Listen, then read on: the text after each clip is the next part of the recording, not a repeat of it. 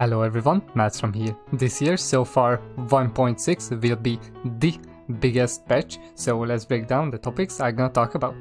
New Huntpass, top items, cache, challenges, trial objectives, separated board, Wound Rework, Warpike Rework, Primal Behemoths, and Faction Tree. Before you buy anything, don't forget to use code Captain-Maelstrom in the shop, because 5% of the spent Platinum's price goes to me. And if you're already supporting me, don't forget to check it, because it disappears after 2 weeks. Let's check the Huntpass first. Without naming everything one by one, let's sum up what we get from it. From the free track, we get in total 25,000 rems, 1,900 faction currency, 200 plat, and 100 exploration merits. But the Elite Pass gives a helmet transmog, emote, 750 plat, other currencies, banner emote, body armor transmog, and a full transmog. And it also contains an Hunter transmog, which has a trail while using intervents. On the free track, every additional level gives 5 ancient coins, and premium gives total 25. Now let's see the shop items quickly.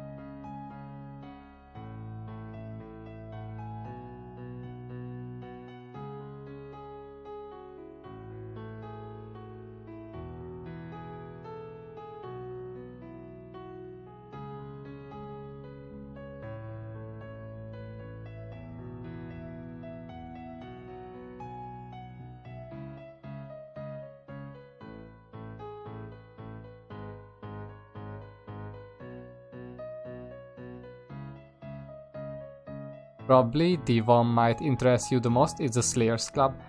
With Slayers Club you get double amount of ancient coins and crystals. This means from Challenge and Huntpass.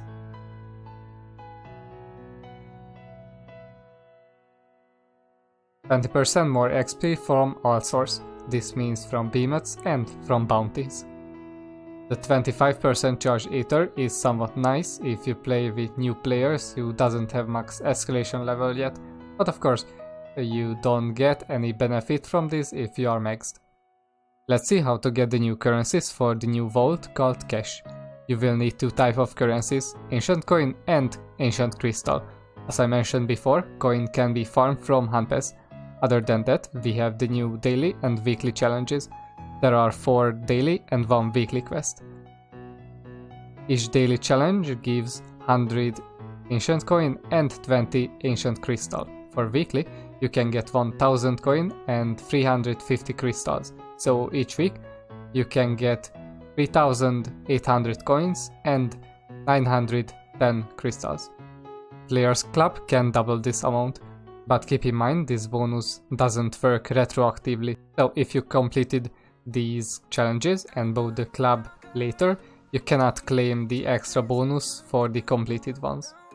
Now let's see what's in the cache.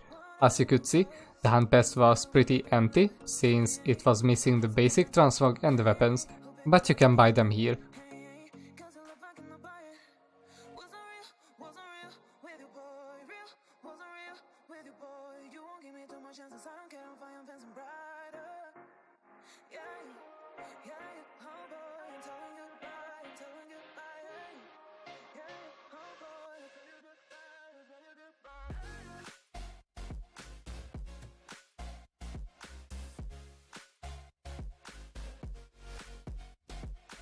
Also, from the style you can buy an emote and a title. To buy everything, you need total 19,800 ancient coins and 5,800 crystals. In time, it means you can reach that amount of coins over 5 weeks, while you need over 6 weeks for the crystals. Each Huntpass is 60 days long, which means about 9 weeks. Unlike the current Huntpass, you cannot get everything right at the first day, but you can get premium cosmetics for free. Well, technically the Huntpass is free after you bought it once, so This new system doesn't really make that much sense, it's just slightly more interactive. Also, the old Huntpass cosmetics, which were in the vault, will be in this cache too, assuming for a similar price, and you will need both the coin and crystals. And all the cosmetics which appear in the cache stays there till the end of the season, unlike the vault which rotates weekly. But the best part about the cache is the limited tab. The vault coins you had previously will be converted to the new currencies. One vault coin will be 10 ancient coins and 3 ancient crystals. And here's a little secret thing what the devs working on, but it's not finalized and it's not on the test server yet. If you manage to reach 10,000 vault coins, you can buy an exclusive title and 1000 platinum with it. So in this limited tab you can buy currencies with ancient coin and ancient coin with crystals, since crystals needed only for the cosmetics. In this tab you can buy these only once per day, and you can buy the spark only once per week. But let's start with the coin crystal conversion. As you can see, if you would buy both of these you would lose currency, since it costs more coins to buy less crystals.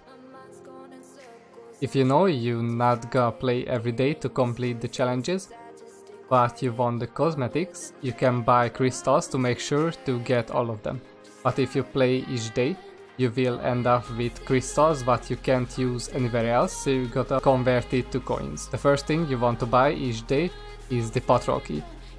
You can get 12,500 gems, 75 merits and 30 sparks per day. I would say this is pretty great deal compared to anything else. Also, there is 1 in 5 chance to get a bounty token, so basically it also gives a bounty token which is extra XP and merit. Also, these new currencies, ancient coin and crystal, expires next season at the end of the next Huntpass, so in 4 months. Which means at the end of this Huntpass, these currencies carry over, so you can spend them on the new Huntpass cosmetics, but after that it resets, so you have to keep spending it because, as I mentioned, these rewards can be bought only once per day, so you have to manage it well. Next we have on the list trials. Instead having the 5, 8, 30-minute stars, now there are objectives. In normal trial there are 5 objectives. Out of these, you have to complete any of the 3 to get the maximum amount of rewards, so the 300 marks. These objectives are: break parts 4 times, stagger 3 times, don't get downed, slay the behemoth, and finish under 5 minutes. But if you do the last 3 objectives, then you're done, so you don't have to pay attention to the break and stagger. Those extra objectives are for new players who either dies a lot or cannot complete normal trials under 5 minutes, so they can use part break or stagger builds to compensate that. In Dauntless trials there are only 3 objectives. On the trials board these objectives matter the most than the time, but basically nothing changed, since if you're competing for a top 100 time you cannot use Agarus weapon for revive, and over 5 minutes wouldn't be on the board either. On the weapon specific board most likely less players will compete, so if you get like a 15 minutes round with 2 stars, you will be placed higher than someone with 6 minutes but 1 star. And I kinda doubt weapons like Axe, Hammer, Repeaters will be full with 100 players each week. Personally, I will get all the top 100 titles first week, and then not gonna do trials with every weapons each week.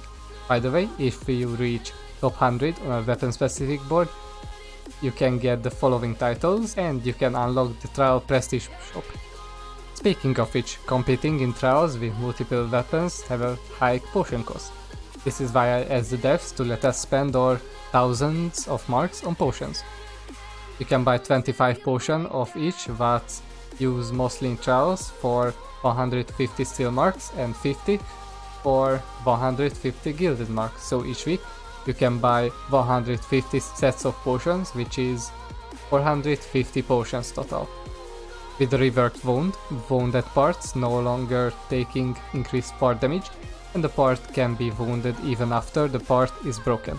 When you wound the part, you gain 15% raw damage, attack speed, move speed and stamina regeneration for 20 seconds, dealing 1500 damage on the wounded part. Also activates and refresh this buff, so Even if you cannot wound, but someone in the team can, you can still get the bonus from it. The part stays wounded for 15 seconds, so you have to be fast to get the buffs.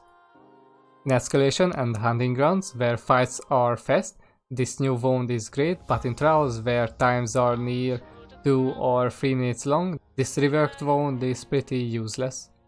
First, in Trials your time is reduced by 5 seconds for each part break, but since wound no longer helps with breaks, this has a pretty negative impact. Also, since I mentioned, Trials are over 2 minutes long. Most Behemoths has 6 parts. Usually you wound 4, maybe 5, so that means wound usually has 1 minute uptime.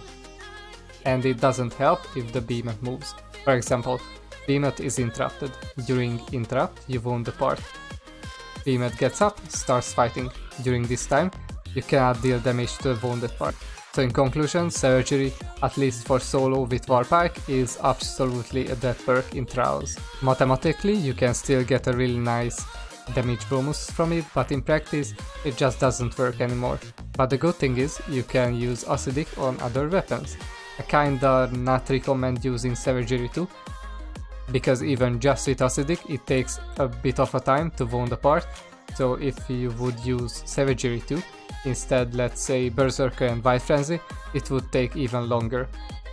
But you will get extra 100% extra damage against that part for 15 seconds, so I guess it's up to you, but if most players using Acidic plus Savagery in a team, then it can be pretty great.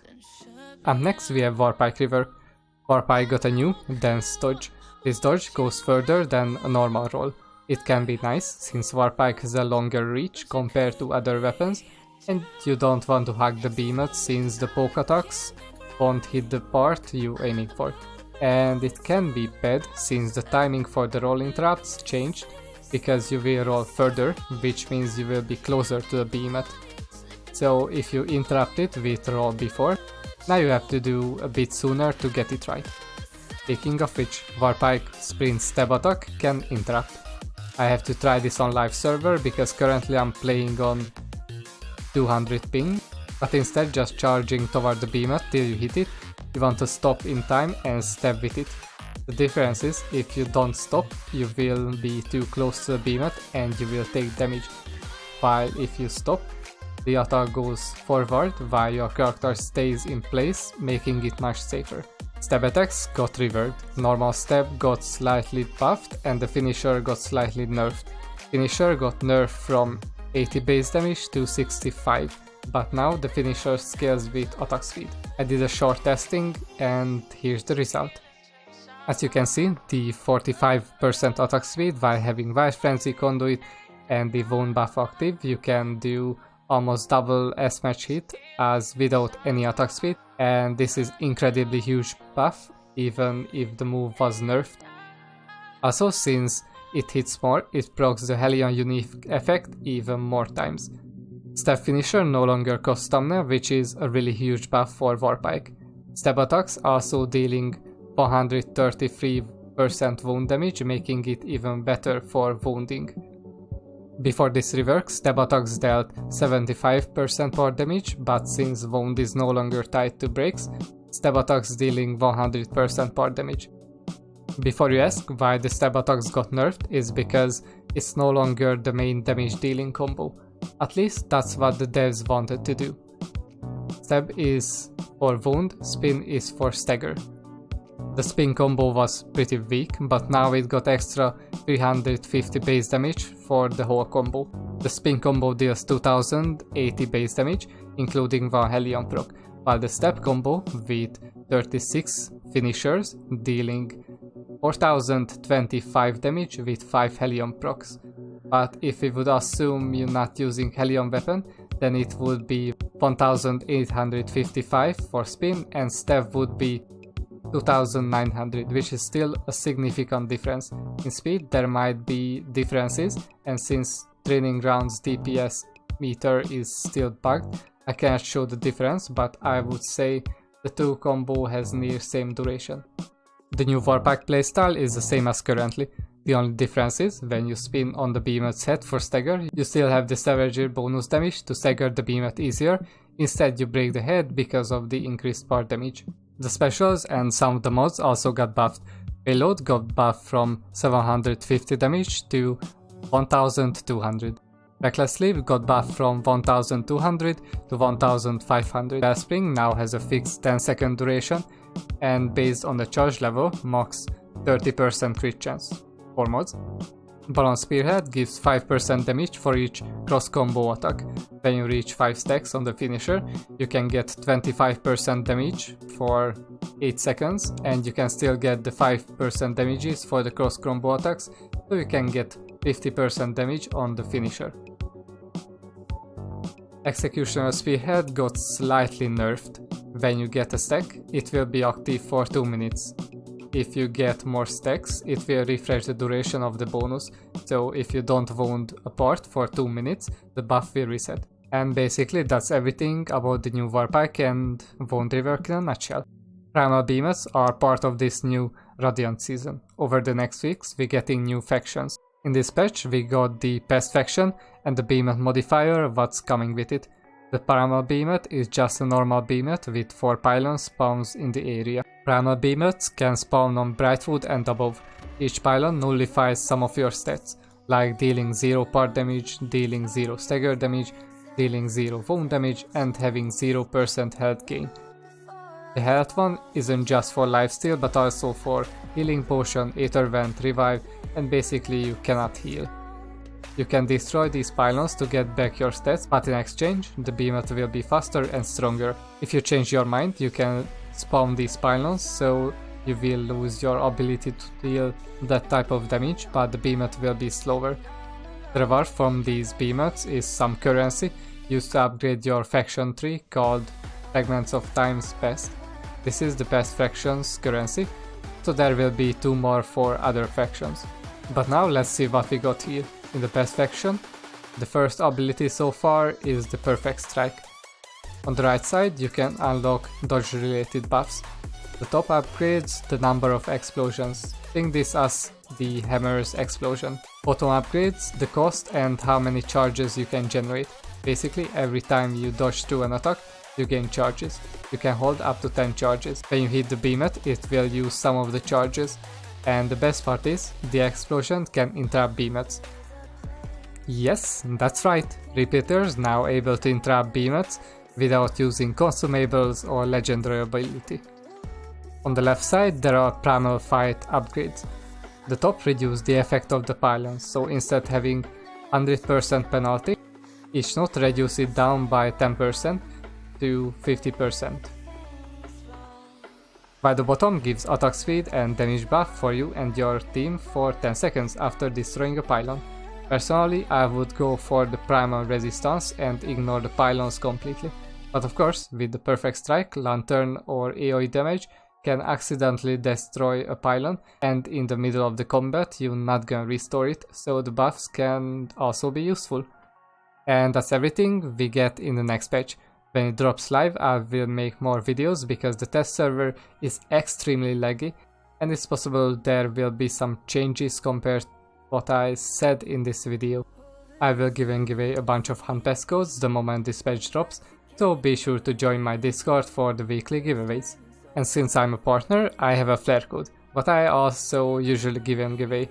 But if you don't like RNG and you cannot wait, you can subscribe on Twitch to get it.